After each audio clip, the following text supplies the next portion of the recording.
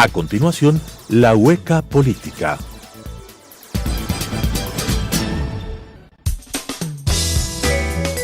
Clasificación B, bajo supervisión de un adulto.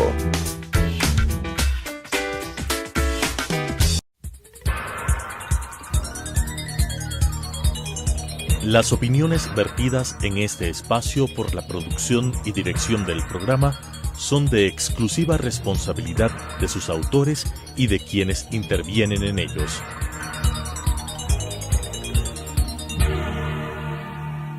Telesucesos Canal 29 UHF presenta La Hueca Política, programa en el cual se trata con diferentes personajes de la política nacional, con la conducción de Eduardo del Pozo.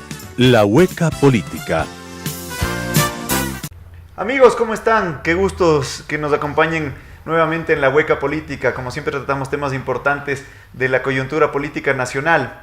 Y hoy nos acompaña nuestro querido amigo Mauricio Alarcón. Nuestro querido amigo es abogado, especialista en todo lo que son los derechos humanos. Con él vamos a conversar un poco de qué es lo que está haciendo desde el Ecuador con la fundación, con el grupo de Fundamedios en la CIDH. ¿Cómo se articula ese trabajo desde los derechos humanos en el Ecuador hacia la Corte Internacional de los Derechos Humanos? Y cómo podemos desde nuestro país ir aportando en la defensa de los derechos ciudadanos de cada uno de ustedes y en general cómo seguimos avanzando en esta lucha diaria que tenemos en nuestro país. Mi querido amigo, bienvenido a este programa, este espacio es tuyo. ¿Cómo estás? ¿Cómo has pasado? Muchas gracias por la invitación, Eduardo, a quien tengo además el gusto de conocer desde las aulas universitarias, ¿no? No compartimos universidad, pero estuvimos ahí precisamente peleando por causas de la ciudadanía y de la sociedad civil, desde que estábamos en las aulas, ¿no? Entonces, desde que éramos estudiantes universitarios, ahora tú convertido en concejal y vicealcalde y sirviendo a la ciudad, así es que un buen espacio el que tienes acá y pues con mucho gusto compartirlo contigo. Gracias, Mauricio, así es, desde las épocas universitarias, peleando por las mismas causas, peleando por los derechos de los ciudadanos en general. Qué gusto que ahora en otros espacios, pero nos podamos encontrar y continuar con esta lucha bien merecida de los ciudadanos. Bueno, y cuéntanos, ¿cómo estás? ¿Cómo te involucraste a Fundamedios? ¿Desde hace cuánto tiempo estás en esta lucha ciudadana? Bueno, vinculado a sociedad civil desde hace varios años, desde la época universitaria, o sea, ni bien terminé los estudios de colegio, ya me vinculé activamente a temas de sociedad civil, a temas específicos inicialmente de participación ciudadana, cuando la primera elección presidencial en la que se hizo vigilancia de la ciudadanía, la del 2002-2003, se creó la Corporación Participación Ciudadana y estuvimos algunos de voluntarios vigilando los procesos electorales, algunos años vinculado a eso, posteriormente vinculado también a una organización que trabajaba derechos de las personas con discapacidad. Y posteriormente, sí, en el año 2009 me vinculé a Fundamedios, soy miembro de Fundamedios, para trabajar los temas de libertad de expresión. A la par, también en el año 2009, con un grupo de personas, creamos la Fundación Ciudadanía y Desarrollo, que es con la que actualmente estoy más vinculado, precisamente para temas de participación ciudadana, de educación democrática, de gobierno abierto, e incluso, como algunos quiteños recordarán, Fundación Ciudadanía y Desarrollo fue la primera organización en ocupar la silla vacía en el municipio de Quito y trabajar junto a algunos concejales la ordenanza de gobierno abierto que finalmente está en vigencia para nuestra ciudad. Así es que ahí vinculado durante todo este tiempo a temas de sociedad civil, que claro, siempre tiene aspectos positivos, negativos, pero la gran motivación es tratar de mejorar en algo desde un ámbito que es importante, de la mano de la ciudadanía y de la mano de los políticos. Así es. Mi estimado Mauricio, tú bien topas, vamos a desarrollar en estos dos ámbitos que tú nos has mencionado, el tema de la libertad de expresión. ¿Cómo lo evalúas tú desde la sociedad civil como un agente, como una persona que siempre está en la defensa de estos derechos? Desde tu perspectiva, los últimos 10 años versus lo que está sucediendo en este instante en el país. Bueno, entre 2007 y 2017 nadie puede negar que vivimos una época de censura y de autocensura muy fuerte. Así es. Un ejercicio de un poder autoritario con el objetivo de imponer una verdad, la verdad oficial, con el objetivo de silenciar a otro por el único hecho de pensar distinto.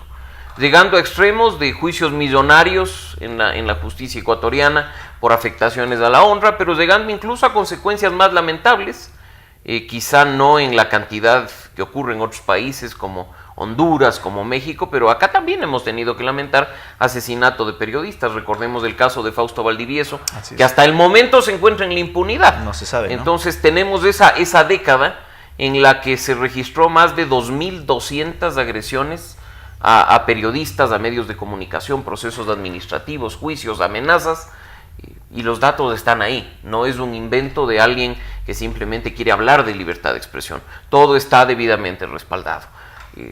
En el último periodo, estamos próximos a cumplir el primer año de gobierno de Lenín Moreno, pues indiscutiblemente hay un cambio. Hay mayor espacio, no hay la imposición de una verdad oficial. Las autoridades públicas han abierto un espacio de diálogo. Se ha concretado también, por ejemplo, la reforma propuesta a la Ley Orgánica de Comunicación, al igual que lo han hecho otros asambleístas. Lo notable en aspecto negativo de este periodo es que empezamos a sentir los efectos de los 10 años anteriores respecto de la ciudadanía. Ya no viene la censura y la autocensura desde el poder, viene desde los ciudadanos, desde la persona que se resiste a tuitear para evitar las críticas, porque ahora no le caen los trolls del gobierno nacional, sino que le caen los trolls hasta de gobiernos seccionales. La persona que prefiere... los haya. Pero por supuesto, y no de uno, de varios gobiernos seccionales. La persona que en una reunión familiar se abstiene de hacer comentarios respecto de la coyuntura actual, porque igual hay polarización. Entonces ahí es donde tenemos que empezar a trabajar y donde una reforma, una ley, no va a generar mayor impacto. O sea, tú sostienes que estos últimos 10 años de correísmo generaron tal influencia en la sociedad ecuatoriana que ya es parte de los ecuatorianos en general este temor a expresarnos con libertad por represalias, porque tenemos miedo a que alguien opine distinto, por ese aparataje inmenso que hubo durante los últimos 10 años. Una generación entera creció con una visión distinta de libertad de expresión. ¿Qué son 10 años para una persona que quizá tenía 8 en el año 2007 y hoy ya empieza a ejercer su mayoría de edad? Creció viendo un modelo en el que alguien se cree con derecho de callarte porque no le gusta tu opinión. Alguien que se cree con derecho de enjuiciarte porque dijiste algo respecto a él. Entonces, ese es el modelo con el que lamentablemente ha crecido una generación entera en este país. Y en la ciudadanía en general se ancló, por supuesto, esa idea de que si el presidente podía callar a los críticos, ¿por qué yo no? ¿Por qué tengo que yo tolerar la crítica si mi modelo a seguir, recordemos que ese era el modelo para muchos ciudadanos, es intolerante, es irrespetuoso? Simplemente las malas prácticas se copian. Porque la lógica no era el debate, que es lo que debería ser, el deber ser. Cuando uno opina, alguien lo contrarresta debatiendo con una opinión contraria. Aquí era con crítica directa, ¿no? Sí, no, aquí era acabándole a la persona. Y el debate nutre la sociedad por una razón. El cruce de ideas permite sacar conclusiones positivas respecto de las verdades que existen entre los ciudadanos. Si uno intenta imponer únicamente su verdad y niega el derecho a discutir o a debatir, simplemente está estancando el desarrollo de una sociedad. Algo que, aunque no queramos ver, ha ocurrido durante la última década. Y tú lo has dicho, con una ley no se soluciona nada. Estamos efectivamente, se ha planteado, ya se ha empezado a discutir, planteó el movimiento Creo, ahora también recientemente el mismo gobierno está planteando una reforma a la ley de comunicación. ¿Esa no es la solución? Es parcialmente una solución, es un primer gran paso, especialmente respecto a los medios de comunicación y los periodistas. Okay. La Ley Orgánica de Comunicación no vino acá para garantizar libertad de expresión hace 5 años. Vino acá para constituirse en una herramienta de persecución y de sanción a los medios y a los periodistas críticos. Entonces, si creemos que recuperamos íntegramente la libertad de expresión al reformar esta ley, estamos equivocados. Hay muchos otros ámbitos que tienen que darse, acciones que deben ejecutarse para poder empezar a recuperar en su totalidad este tema. ¿Qué, por ejemplo? La tenencia de medios de comunicación. Si bien hay una mención en el proyecto que ha presentado el gobierno, no es posible que el Estado sea el mayor tenedor y retenedor de medios de comunicación del país. Es necesario que los medios públicos sean reformados, que sean verdaderos medios públicos, no aparatos de propaganda como fueron durante la década del 2007 al 2017. Es necesario educar a la ciudadanía en valores democráticos y especialmente en libertad de expresión, en respeto y en tolerancia. Así es que hay que trabajar también, y me olvido de este tema y creo que es importante, en las universidades, para que quienes se están formando para ser periodistas y comunicadores sepan hacer un buen manejo de la información, un manejo responsable de la comunicación. Entonces, como vemos, es un sistema integral que no se soluciona únicamente con reformar una ley. Es un gran paso, sí, pero no es el único. No podemos quedarnos y aplaudir un acto de quizá 10 o 20 que tenemos que dar. Y por sobre todo es el compromiso del individuo, de esa persona que tiene que tomar conciencia de la obligación que tenemos de respetar los derechos del otro. Y que si a mí no me gusta lo que Eduardo del Pozo piensa, yo no tengo derecho alguno a activar cuanto mecanismo tengo a mi mano para callarlo. Y esto va, ojo, para los ciudadanos y para los políticos. Claro, y bien tú mencionas, ¿no? Ahora ya a lo mejor disminuyeron los trolls del gobierno central, pero pasamos a tener trollcelters y ataques de líderes de gobierno. Ojalá no sean pagados, ¿no?, con fondos públicos, ¿verdad? Porque ahí estaríamos en casos de corrupción. Ojalá y así sea, porque están bastante activos, ¿no? Bastante activos. Sí. Quienes hacemos política. Y en horario de oficina, lo cual me parece un poco dudoso. Y es fácil identificarlos, pues, ¿no? Uno abre el Twitter y ves cuántos seguidores tienen 5, 10, 15 seguidores y generalmente solo tuitean lo de su jefe. Sí, no, y a veces algunos meten la pata y se les colan los tweets de las cuentas personales, entonces uno ya sabe precisamente quiénes son los que manejan los call centers, entonces sabemos bien de qué pata cojean y por dónde van. Por eso es preferible, como se dice, fumigar a los trolls y no hacerles caso, no hacer que eso sea un límite o una barrera para el ejercicio de nuestra libertad de expresión. Y desde la sociedad civil, desde tu espacio, ¿cómo ayudar a que lo que conversábamos suceda, a que la ciudadanía se comience a involucrar más, a que deje todos estos tabúes y cambie esta forma de pensar que nos acostumbraron en estos 10 años? Bueno, la sociedad civil tiene un rol muy importante, que pasa, por supuesto, por criticar constructivamente a lo público, pero también educar a, entre comillas, lo privado, al ciudadano. En el aspecto que yo te mencionaba, no podemos esperar, porque sabemos que no lo van a hacer, grandes campañas proviniendo de los gobiernos a todo nivel para decirle al ciudadano: respeta la libertad de expresión del otro. No va a pasar. Eso nos toca hacer a las organizaciones de la sociedad civil. Y precisamente durante este tiempo, como te comentaba, van a ser 9 años. Por ejemplo, en Fundación Ciudadanía y Desarrollo hemos trabajado campañas de educación para la democracia, campañas de información sobre lo que están haciendo las autoridades, entregando a los ciudadanos esa información que de manera regular no está disponible, porque los empiezas a empoderar y empiezas a darles conciencia de que, como dice trilladamente la Constitución, el verdadero poder radica en el pueblo, en ese mandante que no es que va cada 4 años a las urnas y dice: ay, aquí está mi amigo Eduardo del Pozo y lo voy a votar para concejal, y lo veo 4 años después y digo: ay, se está lanzando para la reelección, no vuelvo a votar. Sino que durante ese periodo, que generalmente es de 4 años, uno tiene que hacer un ejercicio responsable de ciudadanía. Estar pendiente de lo que hace mi representante. ¿Ha rendido cuentas? ¿No ha rendido cuentas? ¿Está trabajando? ¿Está yendo a la asamblea? O no está yendo. O no está yendo a la asamblea. ¿Qué decisiones está tomando? A mí me dijo que era un asambleísta de oposición, pero resulta que fue a la asamblea, se cambió de bando y ahora está votando con el oficialismo. Ese es el ejercicio que hay que hacer con la ciudadanía para que tome conciencia del verdadero rol que implica ser ciudadano, que no pasa por votar. Así como democracia no es votar cada 4 años, ser ciudadano no es votar cada 4 años. Y esto implica educación, ¿no? Esto implica principalmente entender que la participación democrática justamente es lo que tú mencionas, ¿no? Es ir mucho más allá, es involucrarse. Sí. Es juzgar, activarse, es criticar, es opinar, ¿no es cierto? De manera constructiva, Eduardo. Esto es muy importante porque muchas veces las autoridades que tienen hipersensibilidad, además, llegan al poder y se vuelven hipersensibles, toman toda crítica como destructiva, porque además, cuando ciertas personas llegan al poder se creen perfectos. Creen que todo está bien, que además quienes hablan mal son opositores o críticos sin fundamento, cuando lo que deberían hacer es escuchar cuando lo que deberían hacer es poner atención a lo que dice la gente. Deberían dejar esas teorías ridículas de complots y empezar a trabajar pensando en que esa información que viene de la ciudadanía es muy importante para enrumbar un trabajo que quizá durante algún tiempo no se ha hecho. Nadie está complotando contra una autoridad. Un ciudadano que sale y reclama porque su calle está destruida, un ciudadano que sale y reclama porque la basura está desbordada en la vereda de su casa, no intenta destruir al alcalde o destituir a los concejales, intenta mejorar su forma de vida.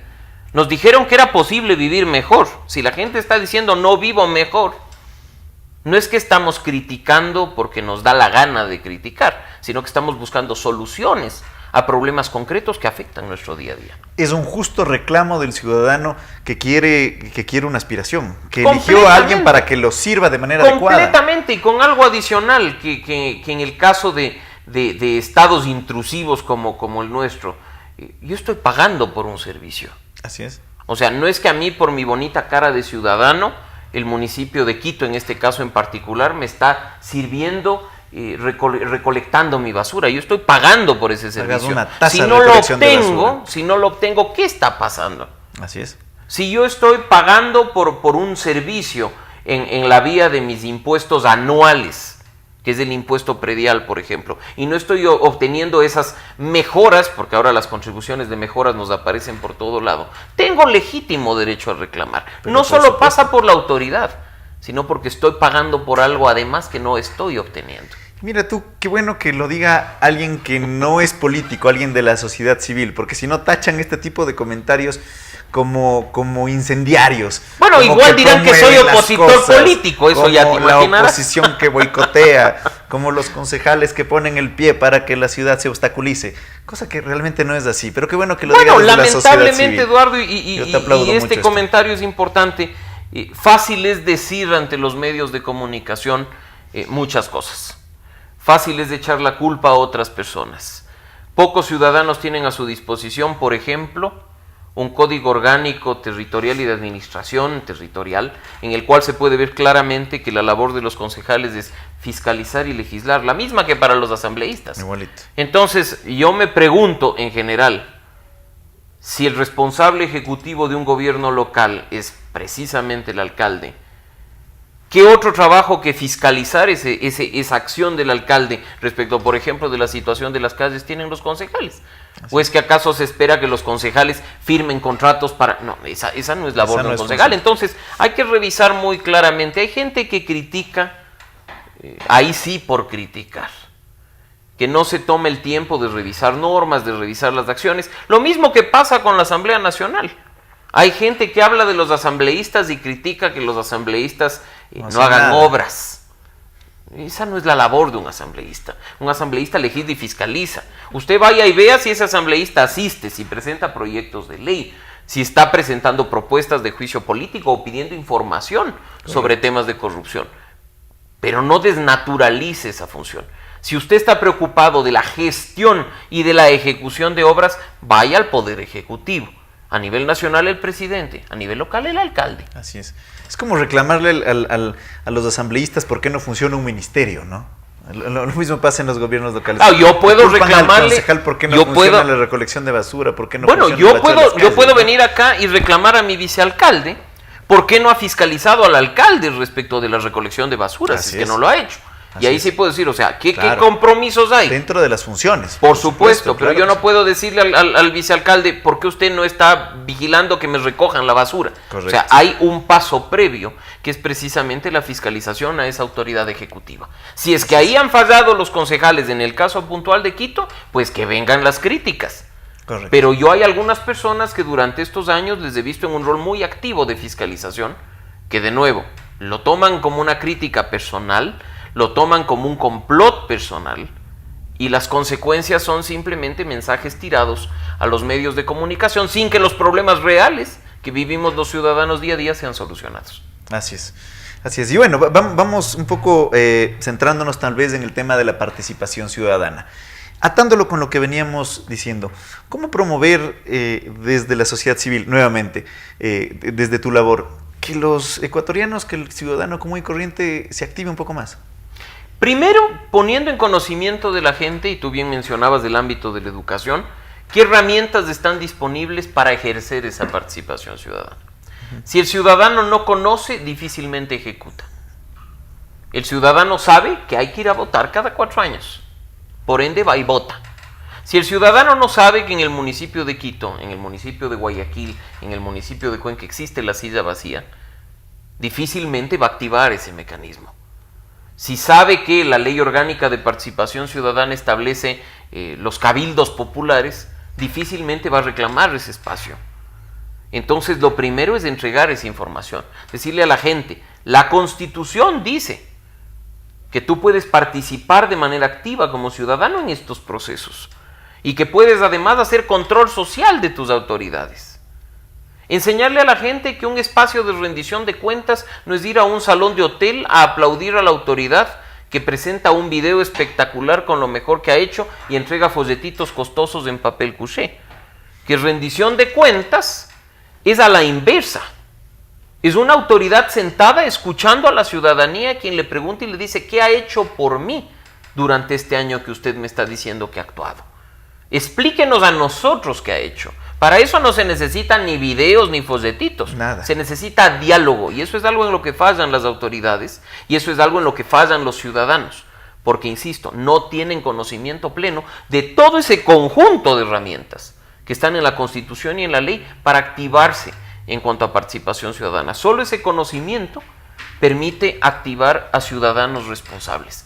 Y eso es lo que hace la sociedad civil. Por ejemplo, en este caso, como te he mencionado, la fundación que dirijo, que es Fundación Ciudadanía y Desarrollo, que trabaja, por ejemplo, con jóvenes líderes, a quienes les decimos, hay estos espacios. O sea, por último, si es que no quieren participar de manera directa en un espacio, redactemos una carta, qué inquietudes tienen, vamos a las autoridades, pidan audiencias, soliciten reuniones, demuestren que están activos y preocupados, porque hay un principio fundamental, que es quizá el más importante. Todo el Estado en todos los niveles de gobierno se mueve gracias a nosotros, gracias a nuestro pago de impuestos. Las autoridades se deben a los ciudadanos. Por ejemplo, y en ese sentido es obligación ciudadana estar vigilantes de lo que pasa, ¿no?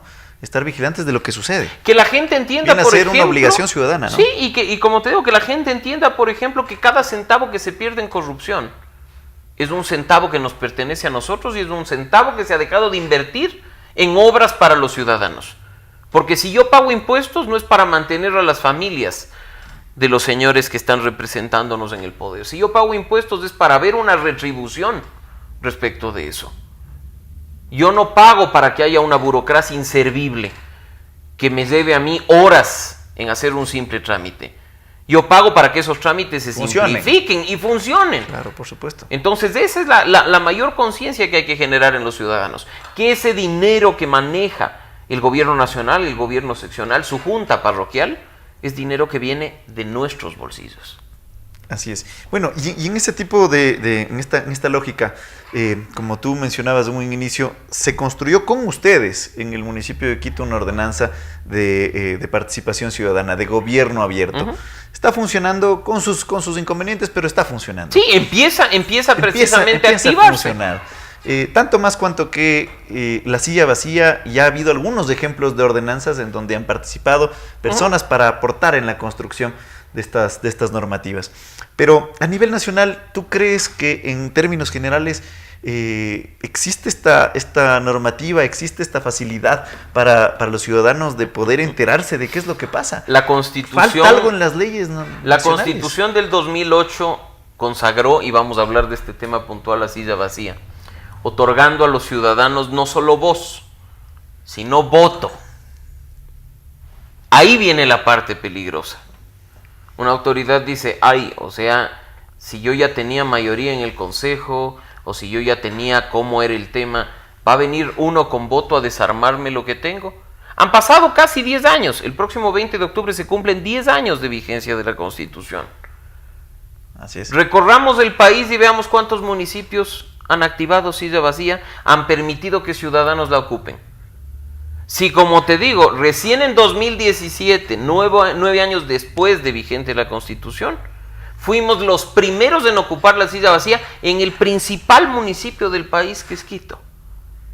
Así es. En Cuenca no es que tú puedas contabilizar decenas de sillas vacías. Entonces revisemos qué está pasando con esos municipios.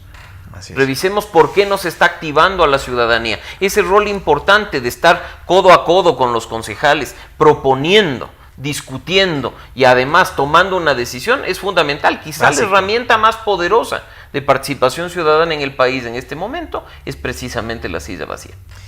Estimado Mauricio, nos queda ya muchísimo, nos queda corto el tiempo y no quisiera irnos sin un mensaje tuyo al ciudadano que nos está escuchando de cómo ser un mejor ecuatoriano, de cómo participar y activarse mucho más ante lo que el país necesita, ser más democrático, ser más participativo, tener más libertad de expresión. Muy simple.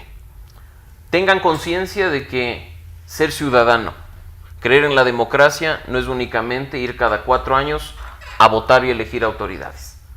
Ser un ciudadano responsable es conocer nuestros derechos, nuestras obligaciones y activarnos de manera permanente respecto de las autoridades. Solo con ese ejercicio diario podemos nosotros ejercer ciudadanía activa, ciudadanía responsable. Muchas gracias, mi estimado amigo Mauricio Alarcón, que nos ha acompañado este día en la Hueca Política. Mis queridos amigos, a activarnos, a participar, esa es la forma de sentar la política, de exigir como ciudadano que se hagan las cosas de manera correcta, de tener libertad de expresión, de tener el derecho a opinar con una crítica constructiva, como se lo he dicho aquí. Esa es la manera de participar, de activarse a través de redes sociales, de los medios de comunicación, o en la calle, con nuestras familias, con nuestros vecinos, en los espacios públicos. Pero participar. Mis queridos amigos, muchas gracias por acompañarnos nuevamente en la Hueca Política y nos vemos la próxima semana.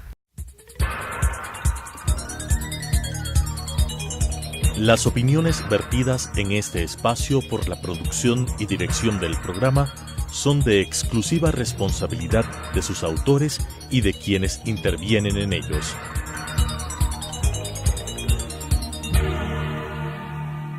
Telesucesos Canal 29 UHF presentó La Hueca Política, programa en el cual se trata con diferentes personajes de la política nacional, con la conducción de Eduardo del Pozo.